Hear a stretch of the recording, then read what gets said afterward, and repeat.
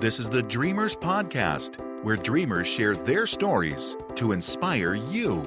Now, join host Joe Pardo as he interviews a dreamer who's living their dreams.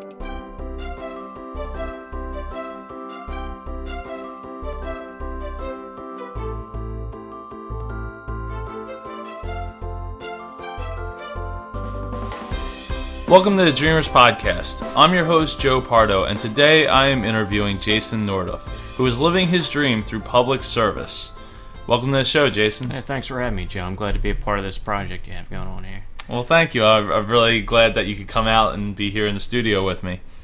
Let's get started by giving some background about yourself. I'm 27 years old, graduated with a BA in political science from Rowan University in Glassboro. And I currently work as a police dispatcher for the county, which covers the various law enforcement agencies that have jurisdiction over the 24 towns in the county. You know, I started in public service at a very young age, going back to the genesis of it all. My grandfather has spent the last 61, 62 years in the fire department, somewhat active, albeit he's 80-some years old. And then my father spent 25 years in the fire department and has continued his public service in other ways. And you always see your family and your father and your grandfather, and you almost want to mimic them to an extent. And that's something that I've done. Joined the fire department for a short time myself, started going on mission trips with the church, went on to other things with my free time. So what would you say inspires you? What inspires me is the result of a good action, whether it's seeing a smile on someone else's face, seeing how they are definitely impacted by your actions and your words, really inspires me to continue to do good things for other people. So you touched a little bit upon how you wanted to mimic your family growing up. How exactly did your dream come about, though, to you? I remember vividly when the fire department was having their 100th anniversary. I want to say it was in 1998, and you had to make sure all the equipment was, shined and polished, and they were putting together a parade and different events surrounding the anniversary. And my father and grandfather were all active, and they had brought me along to help with them. So I was very hands-on within the department, at least on the very non-emergency side of things, since I had to have been 10 years old at that point, or 10 or 12 years old. I couldn't join until I was 14. But getting hands-on before I was old enough to actually become a member myself really gave me some insight on what I could expect going into the future. And I really liked what I experienced, and then that prompted me to move on to other things. So how was your dream received by your family when you told them, hey, I'm going to do everything that you guys do? Well, my mom hated it, which she loved the public service aspect of it, and she was glad that I wanted to serve my community. But she saw how much time that was dedicated to the organization, missing dinners and being away from the family during holidays and things like that, because if an emergency occurs, there's no schedule for that. It happens. You go out and you have to make a lot of sacrifices in order to be good at that. So there was some kind of, I wouldn't say discouragement. People were trying to make sure that I knew what I was getting into, and that's not a bad thing to have in. You always want to see all sides of an issue when making a decision on what you're going to do. So I'm glad to have the support on both sides of any issue that I have. So what steps did you take to get started with your public service? Before I actually was able to join the fire department as a junior member at the age of 14, at age 12, I had started going on mission trips with one of the local churches down in Kentucky, where they support 3 of the 10 poorest counties in the country, where they support a K-12 school, a private Christian school, a dental clinic, a health clinic, economic development, an extension of different government programs that the government couldn't really handle themselves, so they worked with the church to get it out to the community.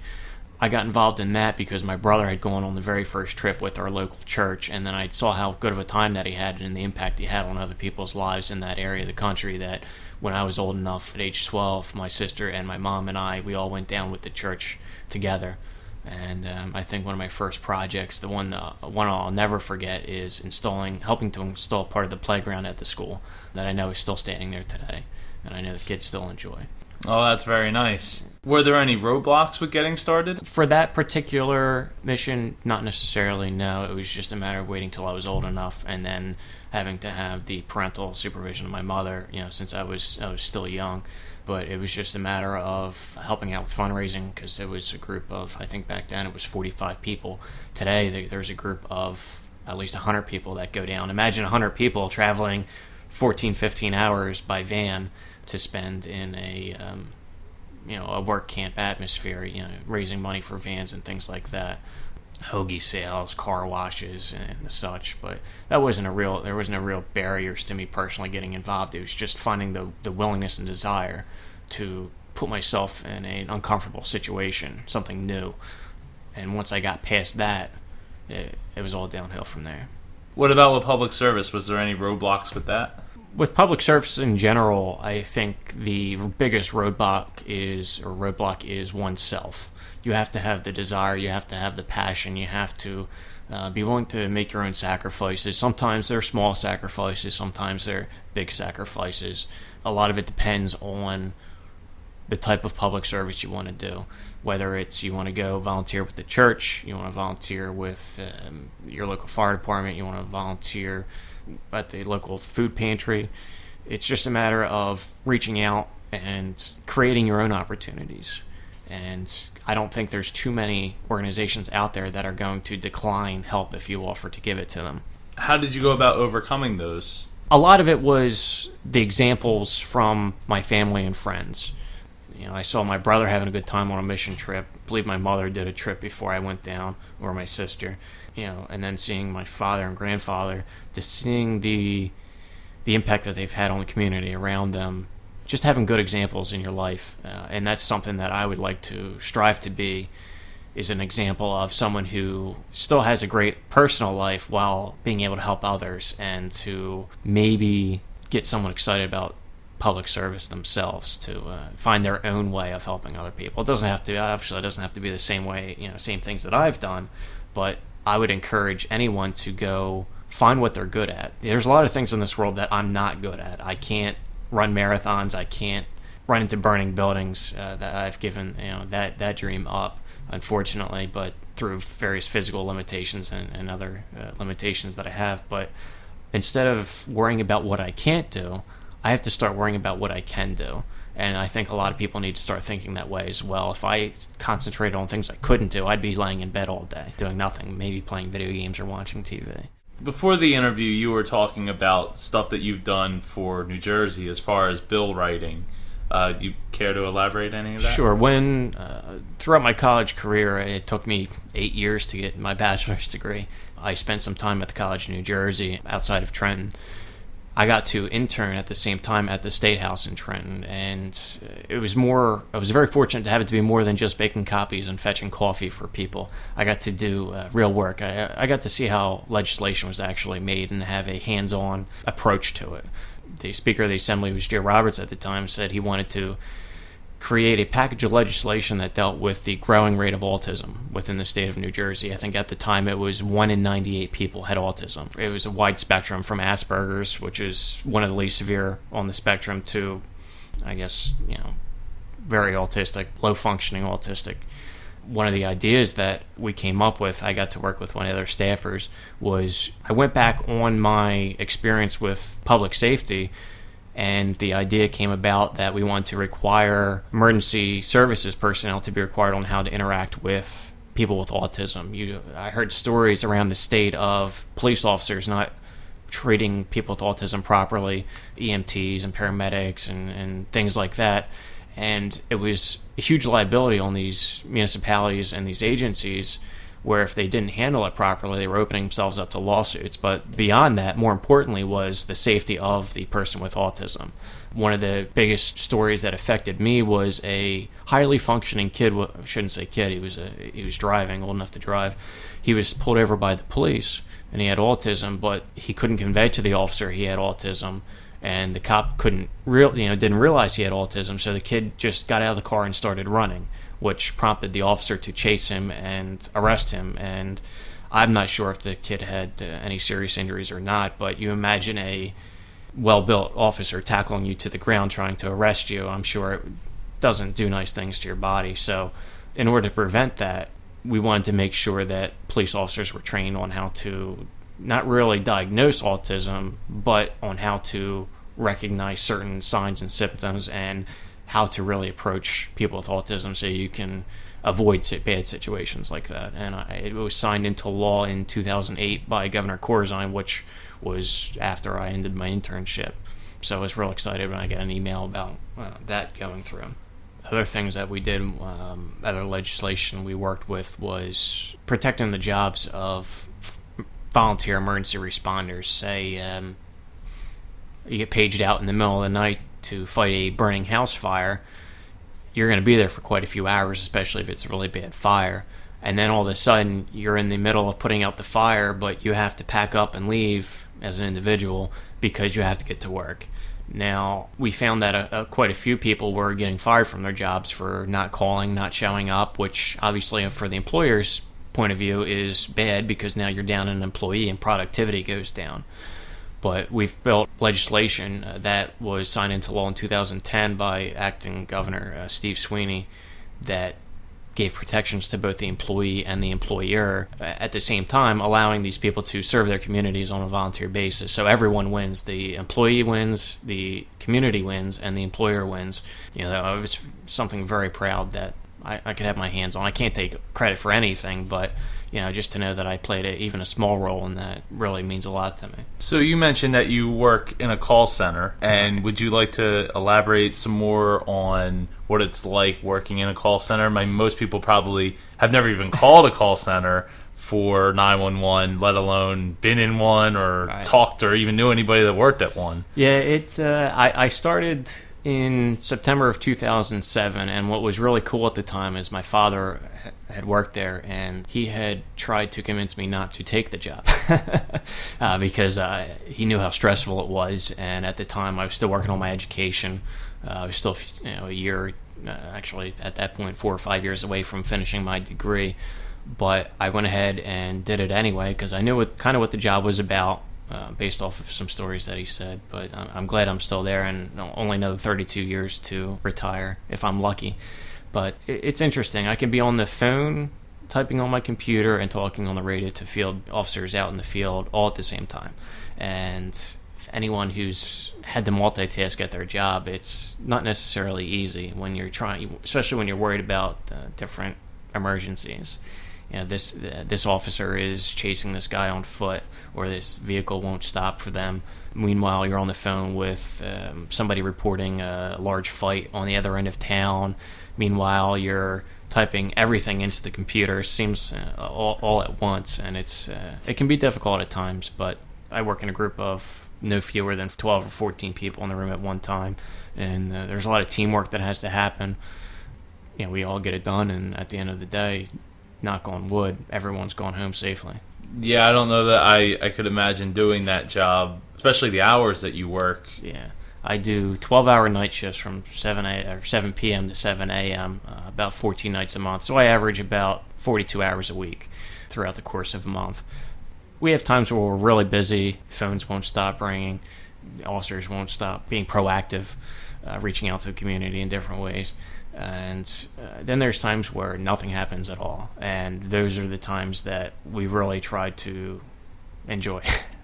But you know, we've had different situations over the course of the years where, you know, me personally, I've dealt with hostage situations, suicidal people, domestic violence situations.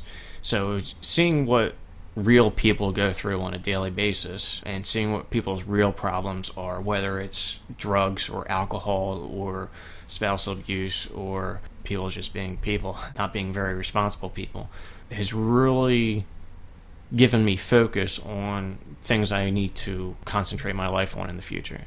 I've done a lot of stuff in my past, but that's all in the past, and I'm only 27 years old. There's a lot of stuff in the future that I really need to do, and I can't worry about what's in the past. I can't just phone it in from here on out. And I'm hoping to be alive for another 60 years at least. So, you know, there's a lot can be done in that 60 years. Well, one of those things was donating a kidney. Right. In 2000, 2012, I was approached by one of my friends, and I wasn't even approached by one of my friends. I'd seen on Facebook that the father of one of my best friends was looking for a kidney. I didn't know the circumstances behind it. I'd never even heard anyone ever talk about this ever before, so I had sent a text message to my friend, and he said, "I'll let you know." And 6 months goes by. I don't even remember. Probably 6 months. That was in April, and he called me in June.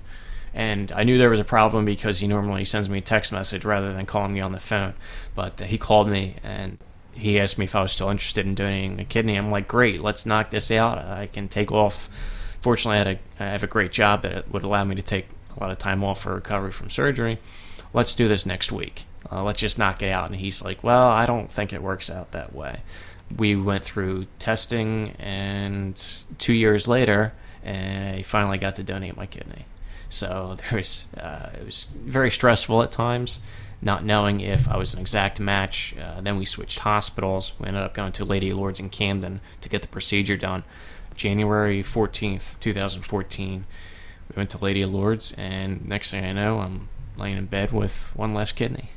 But it's something that I'm really glad that I got to do. Bill is my recipient. He was diagnosed with renal failure due to diabetes and high blood pressure, which is determined to be a genetic cause rather than him abusing his body.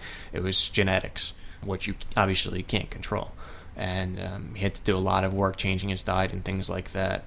He was very blessed that he was able to wait those 2 years. Usually the numbers get significantly worse for his kidney function, but they stayed stable. He was able to make it through those 2 years of testing. Now, the doctors tell him that if they didn't know any better, he's a perfectly normal human being. He still has to watch his blood pressure and his blood sugar and things like that, but he's got 2 grandchildren, he's got 5 kids, and he's able to spend time with them now. He's even looking to open up a new business with one of his friends, a barbecue business, and he's really excited about that. I spoke to him as recently as a few days ago, and everything just is great. He couldn't be happier. His family couldn't be happier. I'm glad I could do it. A lot of people ask me, why would you want to donate your kidney? And I say, why not? And that's what a lot of people need to work through. Is there's a lot of people that you come up with an idea, come up with a project, and people say, well, why do you want to do that? And my answer is, why not? You have to take people's negativity and turn that into a positive. There's issues like homelessness, which I haven't tackled personally, but I know there's issues of homelessness in the inner cities especially. Let's take Camden, for example. Why would you want to help Camden out? They're a lost cause. Well, no. You have to look past the negativity and just go forward with whatever project you think will make the biggest impact. Now, what has resulted from me donating my kidney to this individual is a stronger friendship between his family and I, his family and I. One of the negatives, I wouldn't say negatives, if there could be a negative out of this whole process, is now he's going to be on anti-rejection medication for the rest of his life. And that comes at a premium. It's very expensive. So what we have done is, I'm also a member of the Elks Lodge. I was talking to a few friends in the Elks Lodge, and we've decided to start a charity cornhole tournament. If anyone's not familiar with the cornhole, it's also known as bago. Generally, you see them at tailgating parties or picnics where you're throwing the bean bags on the boards and you try to get it in the hole. So we're doing a charity tournament on June 14th and trying to raise as much money as we can to help him pay for his medication. Like I said, it just doesn't end at the initial act. There's more to follow. And then once I'm done with that project, I'm going to try to find another project. So I'm trying not to let the past hold me down when I can look well into the future. One of the signs of our close relationship, my kidney recipient and myself, is participating in different events. He recently, him and his wife and his grandchild joined my family in doing the Walk to Cure Psoriasis at the Philadelphia Zoo. We got together. There was 3, 4, 5, 6, 7 or 8 of us who had joined my team, and we raised money. I think we raised over $800 to help fight psoriasis and psoriatic arthritis, and that was in April of 2014. Psoriasis is something that my recipient's wife deals with, and it's also something I've dealt with from childhood. So beyond just helping him with his kidney, he has returned the favor in a very small way that he would admit, by helping me raise some money for something that affects me. Whereas I helped him, he helps me, and then together I know his new business, he was looking to use the proceeds or pay it forward from receiving a kidney to hopefully opening this business soon and giving part of the proceeds. I believe he was talking about recently the Gift of Life Family House, which I'm not overly familiar with, but clearly is something that is close to him after having a renewed chance at life. So hopefully we can have more people have the same effect. So is there any parts of your dream that haven't quite worked out yet? I think the biggest reason things fail in public service is personal priorities change. Whether it's, I know at one point my priorities changed to where I wanted to finish my college degree, so I left town, albeit not that far, and tried to accomplish that. So I had to shift my priorities, and as I interacted with new people and met new friends and acquaintances, my priorities shifted again. And as I start to think about creating a family and getting married and possibly having kids, priorities change again. So to say something doesn't work out when you're when you're in the field of public service, I don't think that's a proper way to phrase that. Changing priorities is probably the best way to discuss that. Before we get into the next question, I did have a follow-up question. Has there been any complications for you after you've given the kidney? I can't think of any complications personally. The only thing, I'm not at any higher risk of kidney disease, because generally speaking, when you have two kidneys and you get a kidney disease, it affects both kidneys just the same. They both generally fail at the same time. And there's plenty of people who have either, whether it's people who are born with one kidney, people have given one kidney so now they're down to one, or people who have received a kidney and they only have one. So there's lots of people who only have one kidney, and it's a very normal thing. If we had to live with two, there would be no such thing as a kidney donation. But for whatever reason, whether it's we were able to live without one. But I don't party as hard as I used to. I know I love to, especially, I don't know whether it's because I'm getting older or it's my kidney function or whatever, or it's just a personal choice. I haven't really decided that yet, but I know I don't party as hard. But other than that, medically, the only thing I'm at higher risk of is higher blood pressure. I keep that under control.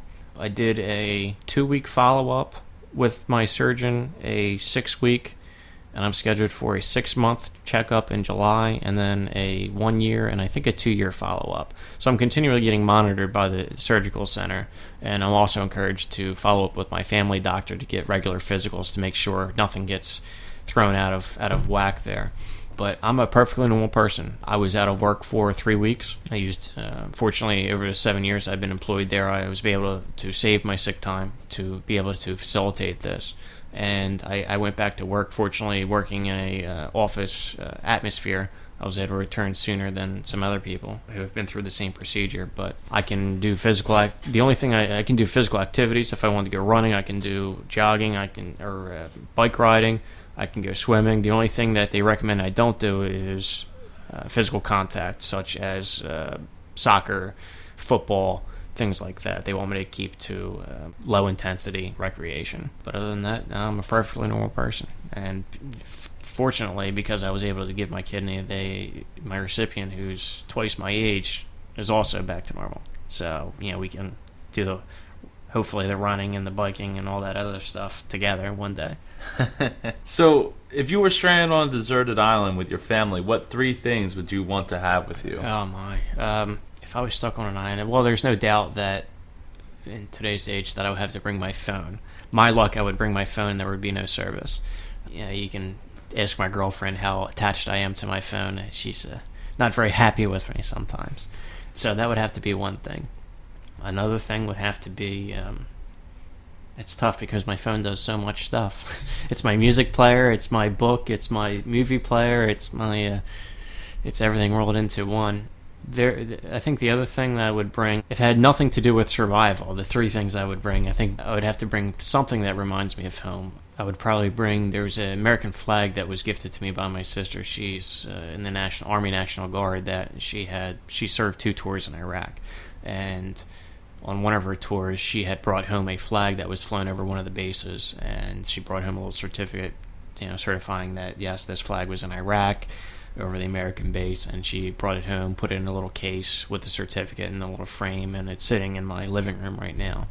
So if I would bring 3 things, that would be one of them. So I'm up to my phone, my American flag. I'd bring a boat. No, that doesn't even count. You can't bring a boat because you're stranded on an island for a reason.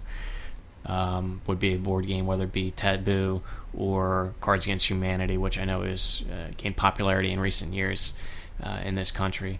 Because I'm big in family game night, we get together. We try to get together as people, again, as priorities change, things change, but we try to get together once a month at least as a family, to interact with each other and talk and make fun of each other and just share each other's fellowship and stories, and I think that's huge. I wouldn't want to go to a deserted island and go our separate ways and not talk to each other and just get mad at each other all the time. So what do your dreams for the future look like? My dreams going into the future, in the immediate future, are doing a cornhole tournament for my kidney recipient so he can help pay for his anti-rejection medication, which he'll be taking for the rest of his life, hoping to raise at least a couple $1,000s, and we're a couple weeks away now. So that's my immediate future. In the long-term future, I would like to be, I would say, selfish for a little bit compared to some of my past actions, and eventually sit down to get married and start a family, and see where my priorities take me from there.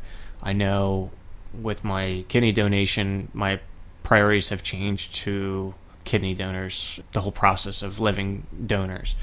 I would like to get into advocacy for different legislation that promotes live-in organ donations. I know there's legislation that's been kicking around since 2004 to give a tax deduction to living donors to help them bear the costs of donating a kidney. With the state's financial issues, that may not ever happen, but to be able to keep that alive would be something that I would like to do. Get involved in other people looking for kidneys. I know immediately after I donated my kidney, I don't know whether it was a coincidence or there's a greater need for kidneys, but I noticed one of my coworkers needed a kidney all of a sudden. I don't know whether it's all of a sudden it happened or all of a sudden I became aware of it. One of my coworkers needed a kidney. A relative of one of my other best friends needed a kidney. And I'm reading stories online of people just using social media and begging for kidneys.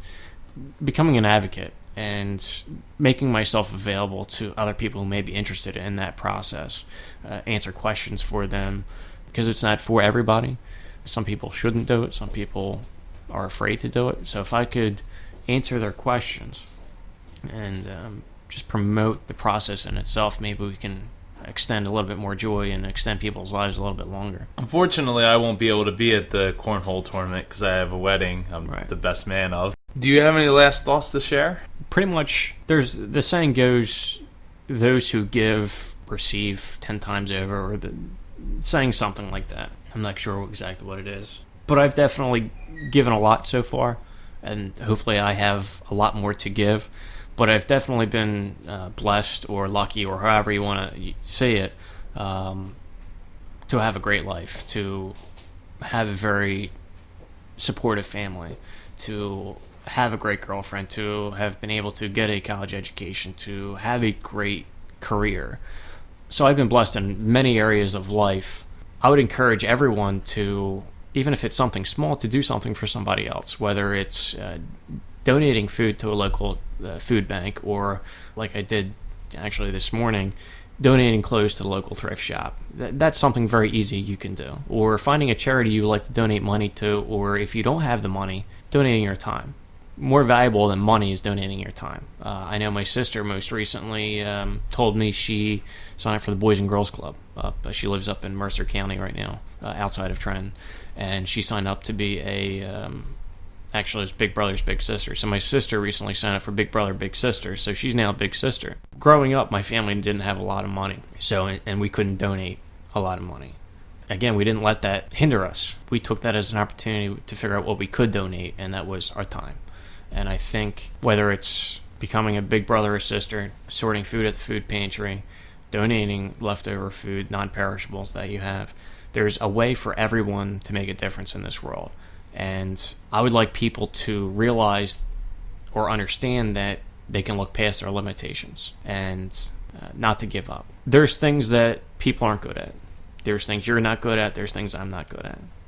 The key is to find the things you are good at and excel at it. And you're going to fail, whether it's in business, whether it's in public service, whether it's in your personal life. You're going to find what works, and you need to take that and run with it. And I think that's the message I would like to relay to your listeners here. Well, thank you for that, Jason. I really appreciate it. Would you like to plug your Twitter?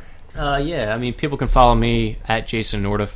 I talk about a variety of things, whether it's politics or technology or sports, anything that comes across my mind. Hopefully, you can find me on Twitter and give me a shout out, and hopefully we can become friends. Well, I'll have that in the show notes so everybody can see. I look forward to discussing just about anything with anyone who wants to follow me or mention me. If anyone has any questions on public service, any questions at all, I'm more than happy to open myself up to inspiring other people or discussing with other people and how they can make a difference. Well, thank you again for coming on the show, Jason. I really appreciate it. Thanks for having me, Joe. I'm glad to do this. Thank you for joining us for this episode of the Dreamers Podcast. Follow us on Twitter at Dreamers Podcast. Join us on Facebook at facebook.com/Dreamers Podcast. If you or someone you know would like to be a guest on the Dreamers Podcast, please send an email to j@jpar.co. This podcast is copyright 2014 by jpar.co.